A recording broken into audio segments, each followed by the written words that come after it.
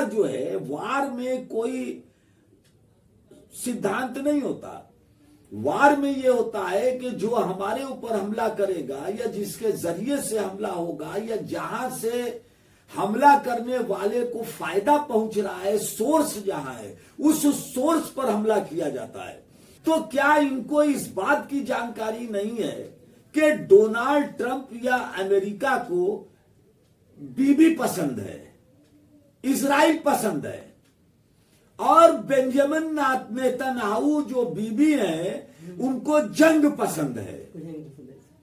तो बीबी को जंग पसंद है और अमेरिका को बीबी पसंद है।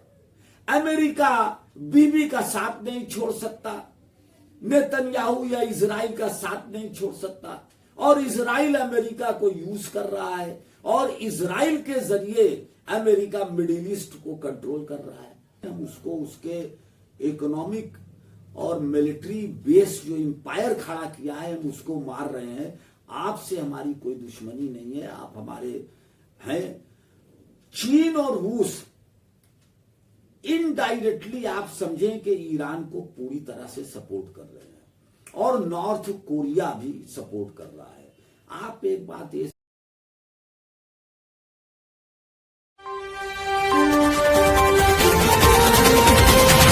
बनारस की आवाज news channel like subscribe share जरूर करें। भारत साथियों, आप देखना शुरू कर चुके हैं बनारस की आवाज, जिस पर हो रही है देश की बात। और जो इजराइल और ईरान का जो ये युद्ध चल रहा है, इससे लग रहा था कि इस युद्ध में जिस तरह से ईरान के सुप्रीम लीडर साहब जो शहीद हो गए, इसके बाद ये ऐसा लग रहा था कि ये युद्ध में कुछ ठहराव होगा, लेकिन ये ठहराव नहीं हुआ। और ईरान ने भी कई मिसाइलें दागी इजराइल पर, और ये जो ईरान का जो स्टैंड है, बाकी देशों पर क्यों स्टैंड लिया जा रहा है, और इजराइल जो है जैसे दुबई और तमाम जगह पे अपनी मिसाइल दाग रहा है। तो ऐसे में क्यों बाकी देशों को इसमें बदला लिया जा रहा है, क्योंकि बाकी देश का तो कोई स्टैंड के लिए नहीं रहे। स्टॉप एक मिनट के लिए। इजराइल स्टॉप, इजराइल नहीं, वो ईरान मार रहा है। ईरान मार रहा है ना बाकी ईरान। फिर से बोलो, फिर से बोलो। ईरान मार रहा है। जय हिंद, जय भारत साथियों, देखना शुरू कर चुके हैं बनारस की आवाज न्यूज चैनल। आज हमारे साथ खास बातचीत करने के लिए तनवीर अहमद सिद्दीकी साहब हैं। और जिस तरह से आपने देखा कि हम इससे पहले की अपडेट, हम जिस तरह से ईरान और इजराइल पर बात कर रहे हैं कि अब जो कि ईरान ने भी हमला शुरू कर दिया है, और ईरान ने दुबई, कतर और तमाम सऊदी तमाम जगह पे अपना हमला शुरू कर दिया। लेकिन सवाल ये बनता है यहाँ पे वकील साहब कि इन देशों पर हमला क्यों किया जा रहा है, इसके पीछे क्या राज है? बहुत बहुत शुक्रिया मकबूल अहमद साहब। बनारस की आवाज न्यूज 05, ये आपका चैनल करंट अफेयर्स पे बहुत अच्छे अच्छे इश्यूज उठा रहा है और जनता को जागृत कर रहा है, बता रहा है कि एक्चुअली में पर्दे के पीछे क्या खेल चल रहा है। तो ये प्रश्न आपका बहुत ही इंपॉर्टेंट है कि आखिर क्या वजह है कि ईरान लगातार जो है मिडिल ईस्ट में सऊदी अरब, दोहा, बहरेन, दुबई, कतर, यूएई, इनके जो अमेरिकन बेस हैं वहां पे वो मिसाइल लगातार जो है मार रहा है और बड़े पैमाने पर नुकसान हो रहा है। आज अभी जो सऊदी अरब में एक पुल है जो 25 किलोमीटर लंबा है, जो बहरेन से को जोड़ता है, वो सीधे बहरेन से कनेक्टेड है, तो उस पुल पर ड्रोन मार दिया है। दुबई में भी एक होटल में जो है आज स्ट्राइक हुई है, कल भी हुई है, लगातार हो रही है, और बहरेन में भी लगातार हो रही है, कतर में, यूएई में, हर जगह हो रही, दोहा में। तो ये ईरान से, सऊदी अरब से, यूएई से, कतर से, दुबई से तो कोई लड़ाई नहीं है। कोई झगड़ा नहीं है, और न इन लोगों ने ईरान पर कोई हमला किया, एक गोली नहीं चली, न एक गोली उनके तरफ से चलाया गया। सवाल इसका नहीं है, सवाल इस बात का है कि ईरान जो अमेरिकन बेस हैं, जो मिडिल ईस्ट ने, कतर ने, कुवैत ने, यूएई ने, दुबई ने, अबू धाबी ने, और ये सारे मिडिल ईस्ट के जो कंट्रीज हैं, इन्होंने अमेरिकन बेस अपने अपने यहां बना रखा है। और इराक में भी अमेरिकन बेस, सद्दाम हुसैन के बाद अमेरिका ने अपना बेस बनाया। तो ईरान पे जो हमला हो रहा है, ईरान पे जो मिसाइल हमला हो रहा है और जो जहाज बॉम्बार्ड कर रहे हैं, वो उन्हीं बेस से उड़ के ईरान पे हमला कर रहे हैं। तो ईरान के पास क्या ऑप्शन है? आपने मिडिल ईस्ट ने अमेरिका को अपना बेस दिया अपनी सिक्योरिटी के लिए, कि अमेरिका जो है वो मिडिल ईस्ट की सऊदी अरब और कतर और कुवैत और यूएई की हिफाजत करेगा, सिक्योरिटी देगा अगर उनके ऊपर कोई हमला होगा। कि आपने इसलिए बेस दिया कि आपके बेस से ईरान पे हमला होगा और ईरान को तबाह कर दिया जाएगा। तो ईरान सीधे अमेरिकन बेस को वो टारगेट कर रहा है जहां से ईरान पे हमला हो रहा है। तो ये वार जो है, वार में कोई सिद्धांत नहीं होता। वार में ये होता है कि जो हमारे ऊपर हमला करेगा या जिसके जरिए से हमला होगा या जहां से हमला करने वाले को फायदा पहुंच रहा है, सोर्स जहां है, उस सोर्स पर हमला किया जाता है। तो ये अमेरिकन बेस जो है ये सोर्स है और उसी सोर्स से ईरान पे हमला हो रहा है। तो ईरान उस बेस पे हमला कर रहा है। तो ये तो हुई पहली बात। दूसरी बात कि आखिर मिडिल ईस्ट ने अमेरिका को अपना बेस क्यों दिया? चाहे यूएई हो, कुवैत हो, बहरीन हो, दुबई हो, और वहां सीआईए के ऑफिस बने हैं, जो सीआईए के ऑफिस पर हमला किया है अभी दुबई में, दुबई ने वहां सीआईए का ऑफिस बनाया है। तो आखिर इन मिडिल ईस्ट के लोगों ने अमेरिका को और मोसाद को अपना बेस इजराइल को क्यों दिया? वो ये कहते हैं कि साहब सिक्योरिटी के लिए दिया। तो क्या इनको इस बात की जानकारी नहीं है कि डोनाल्ड ट्रंप या अमेरिका को बीबी पसंद है, इजराइल पसंद है, और बेंजामिन नेतन्याहू जो बीबी हैं उनको जंग पसंद है। तो बीबी को जंग पसंद है और अमेरिका को बीबी पसंद है। अमेरिका बीबी का साथ नहीं छोड़ सकता, नेतन्याहू या इजराइल का साथ नहीं छोड़ सकता, और इजराइल अमेरिका को यूज कर रहा है और इजराइल के जरिए अमेरिका मिडिल ईस्ट को कंट्रोल कर रहा है।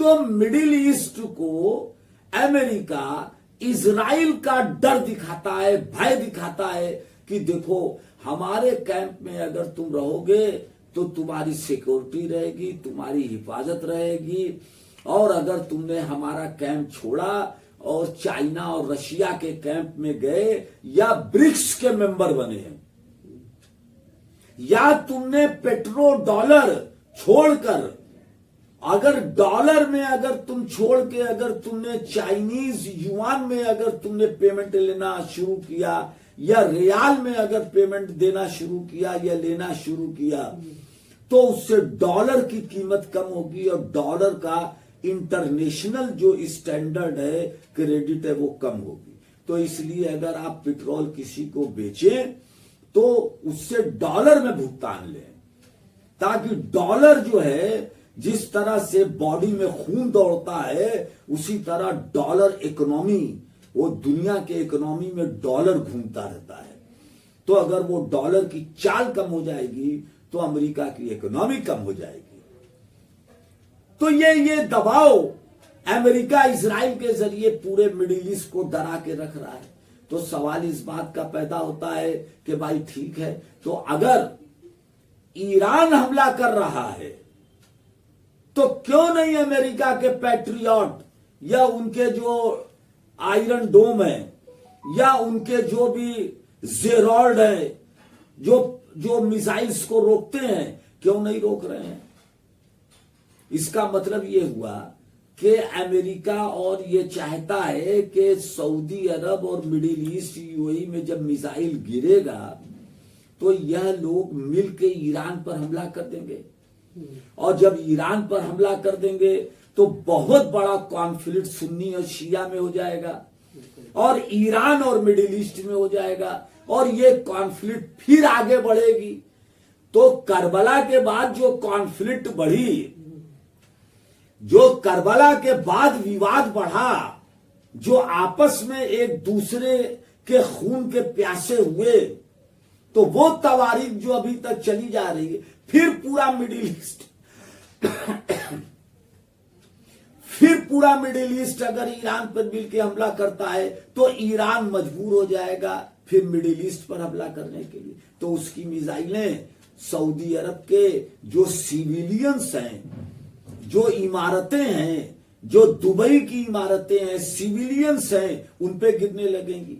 तो जब बड़े पैमाने पर दुबई में और कुवैत में, यूएई में, सऊदी अरब में जो सिविलियंस मारे जाने लगेंगे तो फिर वहां उनके लिए मुसीबत हो जाएगी और कोई रास्ता नहीं है कि वो ईरान से सीधे कॉन्फ्रंट करें। तो जब करेंगे तो इजराइल और अमेरिका को आसानी हो जाएगी लड़ने में। ऐसे तो इजराइल और अमेरिका लड़ रहा है ईरान से।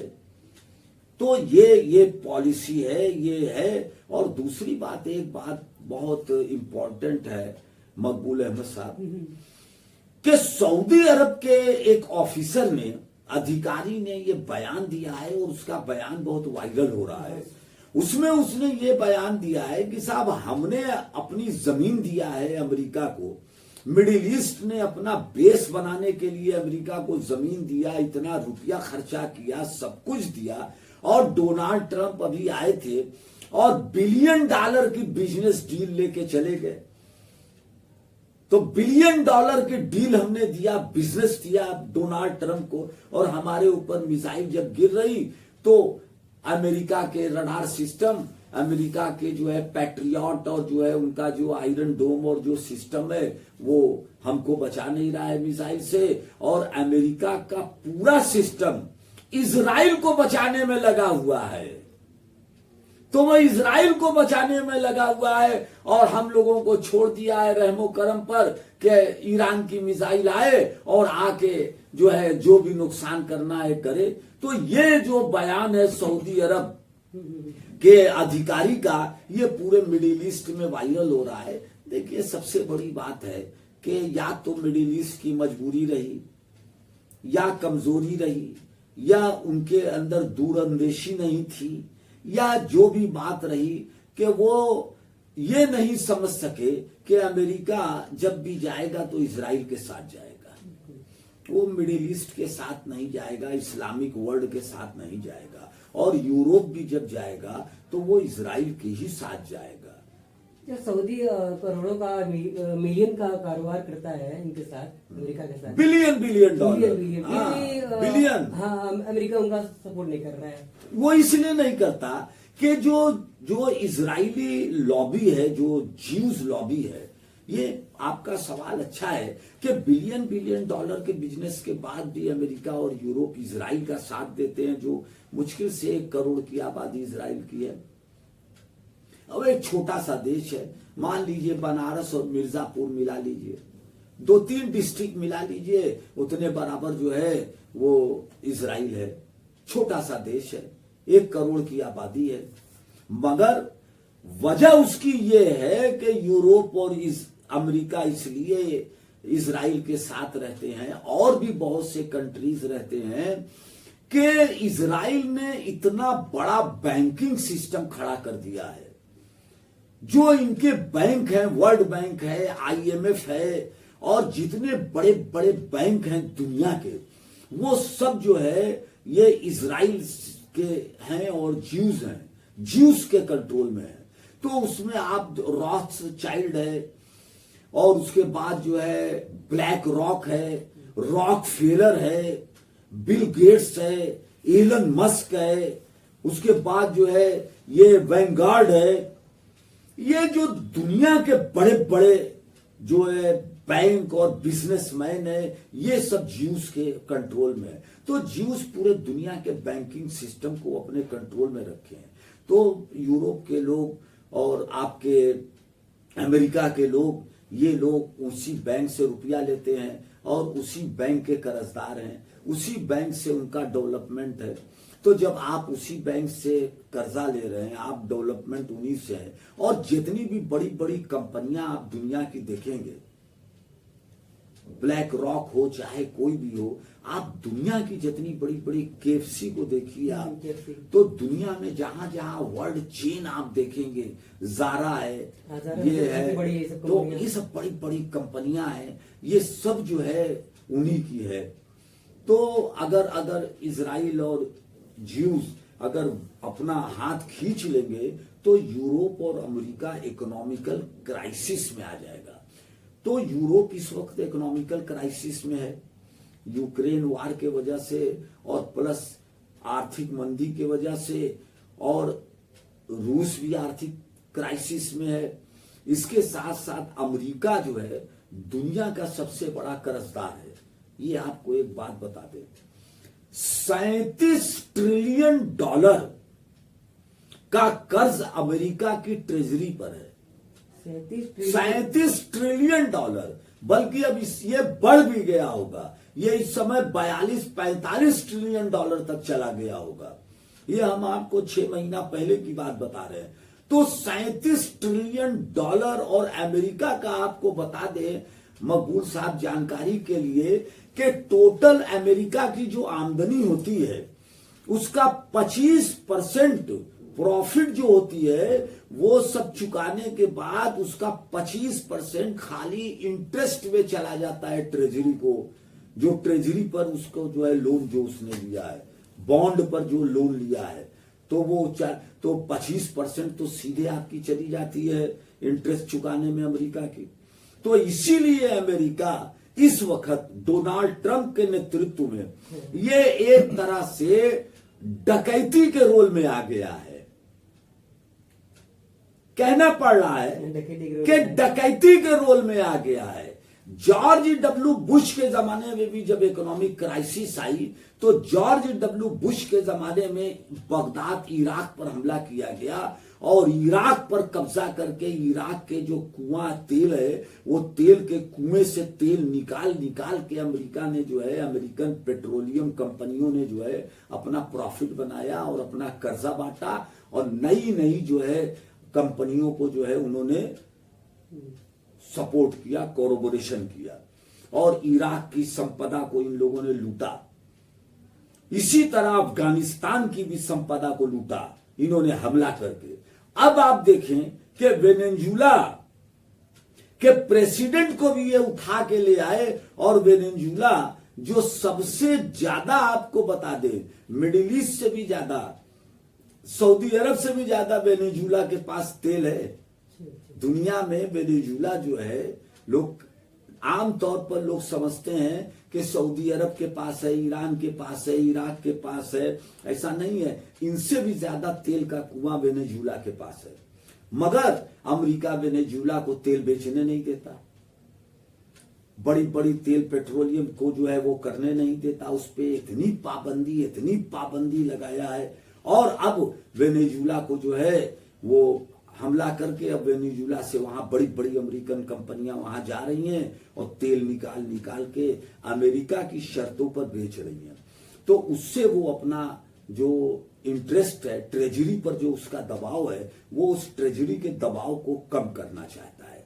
तो वो एक तरह से डकैती डाल के पेट्रोकेमिकल और जो मिनरल के जो रिसोर्सेज हैं, मिनरल्स के खान हैं, वो उन सब पे कब्जा करके वो उसके थ्रू अमेरिका अपनी इकोनॉमी को बचाना चाहता है, अपने कर्ज को चुकाना चाहता है।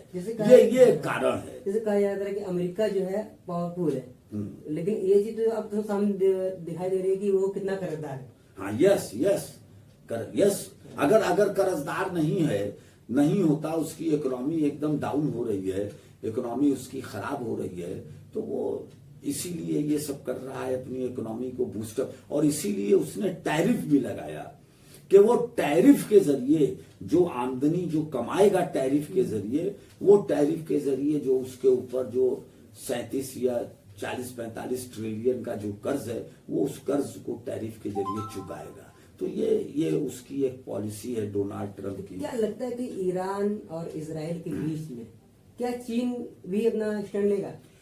देखिए, चीन और रूस ये इनडायरेक्टली ईरान का समर्थन कर रहे हैं।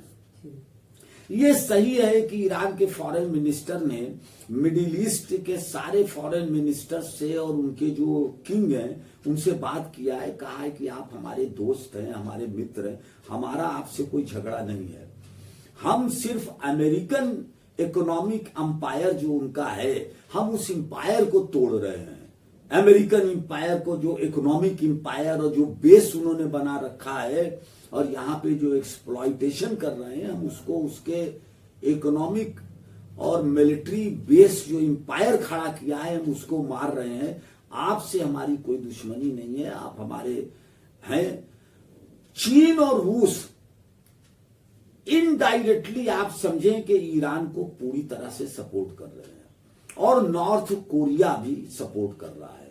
आप एक बात ये समझें कि इतनी एग्जैक्ट लोकेशन ईरान के तो बस में नहीं है कि दुबई के होटल के 5वें तल्ले पर या इतने तल्ले पर अमेरिकन फोर्स के लोग बैठे हुए हैं, या फला जगह। तो जिस तरह से एग्जैक्ट सैटेलाइट से वो सैटेलाइट का लोकेशन मिल रहा है ईरान को, तो वो सैटेलाइट का लोकेशन और इस तरह से जो मिसाइल्स हैं और मिसाइल्स की जो टेक्नोलॉजी है और जो क्लस्टर मिसाइल का यूज किया है अभी ईरान ने, तो ये सब बिना चाइना रूस के मदद के नहीं हो सकता है। चाइना रूस मदद कर रहे हैं। जैसे कहा जा रहा था कि ईरान के ऊपर इस तरह से इसराइल हमला किया, तख्ता पलट हो जाएगा, ऐसा भी कहा जा रहा था। लेकिन ऐसा जिस तरह से तमाम जिसे चीन ने सपोर्ट किया है, तो क्या लगता है कि ये जंग जो है कि कितनी लंबी चलेगी और तख्ता पलट की बातें जो है वो देखिए, ईरान का तख्ता पलटना बड़ा मुश्किल है और जो न्यूज आ रही है वो ये आ रही है कि हो सकता है कि ये न्यूक्लियर वार हो जाए।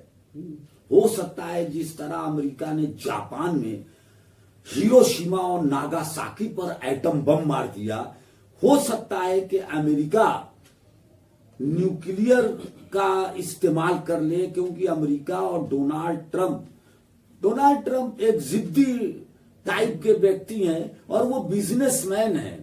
वो बहुत पॉलिटिकल नहीं है, उनका पॉलिटिकल लाइफ नहीं रही, वो बिजनेसमैन है, रियल एस्टेट के आदमी है, तो वो एनालिसिस उतनी नहीं कर पाते जो एक मैच्योर्ड पॉलिटिशियन करता है।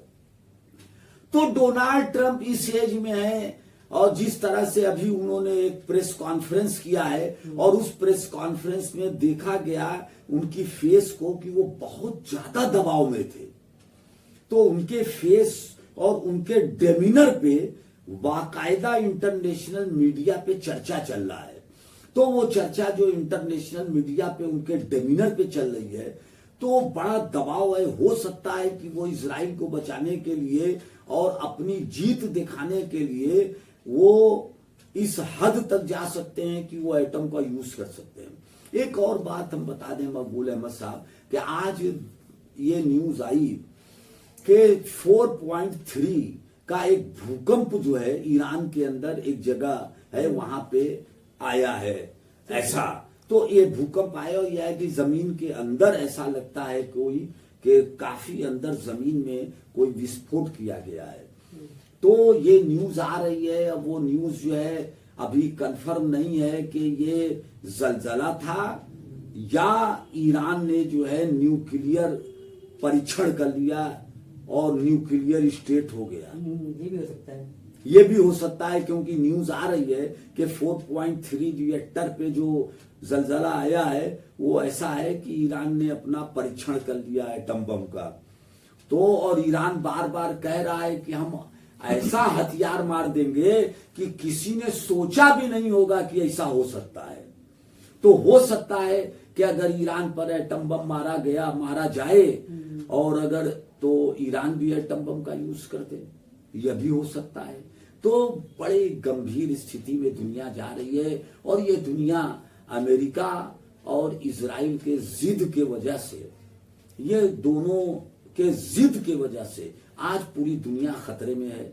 लोग खतरे में है, बच्चे खतरे में हैं, माँ बहनें खतरे में हैं, और दुनिया की इकोनॉमी खतरे में है। बहुत बड़ी आर्थिक मंदी आने वाली है। क्यों? कि स्ट्रेट ऑफ हर्मुज को ईरान ने बंद कर दिया है, और कई टैंकर्स को मिसाइल के निशाने पर ले लिया है। कई टैंकर्स, लगभग आ रहा है कि 8 टैंकर्स, 8 जो शिपमेंट है उसको मार दिया गया है मिसाइल से, उसमें आग लग गई है। तो ये बड़ी खतरनाक स्थिति हो गई है, और अब देखें कि ये कितने दिन जंग चलती है और क्या चलती है। ठीक ठीक, बहुत अच्छा लगा बात करके। फिर मिलते हैं एक नई अपडेट के साथ कि ये युद्ध कितना लंबा चलेगा और इस युद्ध से कितना फायदा है और कितना नुकसान है, और किस तरह की जो परेशानियां हैं, समस्याएं हैं, वो आने वाली है। और इसका भी हम इंतजार करेंगे कि इस युद्ध को लेकर हम तमाम अपडेट बराबर हम वकील साहब के साथ चर्चा करते रहेंगे, साझा करते रहेंगे। मिलते हैं अगली अपडेट में। Thank you very